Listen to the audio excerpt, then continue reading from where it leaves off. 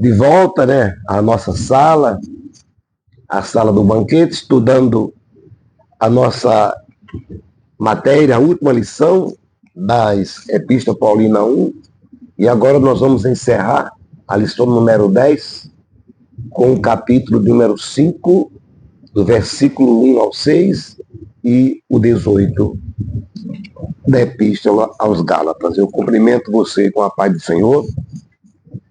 Você seja alcançado por esta riqueza espiritual, que é a palavra de Deus, não tem outra riqueza maior.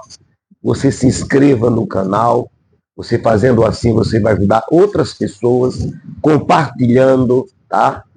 E eu faço isso por amor, por carinho. Toda semana você vai receber uma aula completa em 5 ou 6 textos, como está sendo a de hoje.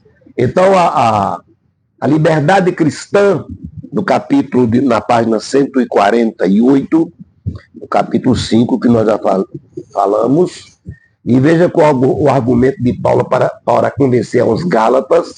Ele usou um argumento histórico, que está no versículo 1 e versículo 2, fazendo a defesa do Evangelho, tá?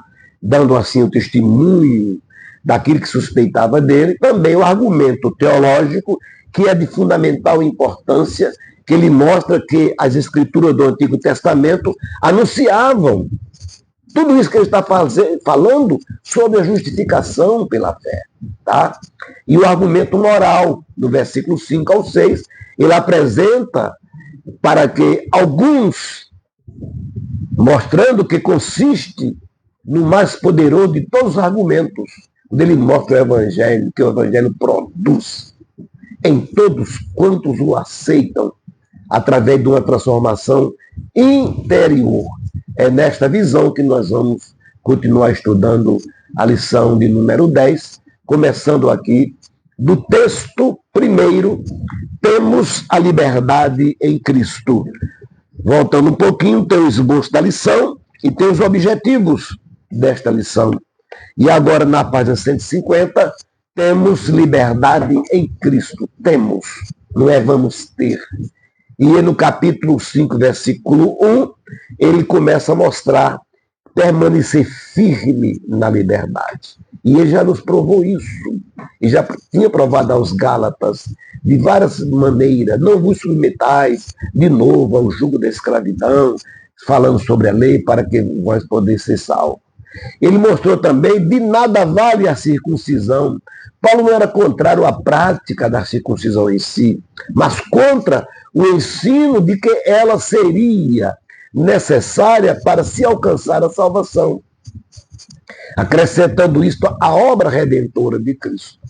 Estamos dizendo que a morte dele não foi suficiente. Então ele mostra, ele considera caído da graça todo aquele que procura se circuncidar. Né? Então, Abraão, ele mostra aqui que Abraão foi justificado pela fé antes da circuncisão. Gálatas, o capítulo, versículos 15, ou melhor dizendo, Gênesis, capítulo 15, versículo 6, e ele mostra aqui que não foi, ou seja, ele mostra duas maneiras que se relaciona à fé de Abraão. Foi o selo de Deus em sua fé e uma certeza da justiça que já era sua pela fé. Então, todos nós, cristãos, gentios, e como eles escreviam para Galácia, e agora para todos aqueles da nossa atualidade, que estava para ser chamado à circuncisão, significa voltar aos rituais da lei para ser justificado pela fé. Você tem que fazer isso tanta semana, tantas horas, tantos dias. Nada disso resolve. O que resolve é através da fé e não das nossas próprias obras. E ele mostra aqui com muita clareza. Transformação pela fé. Nós somos justificados pela fé.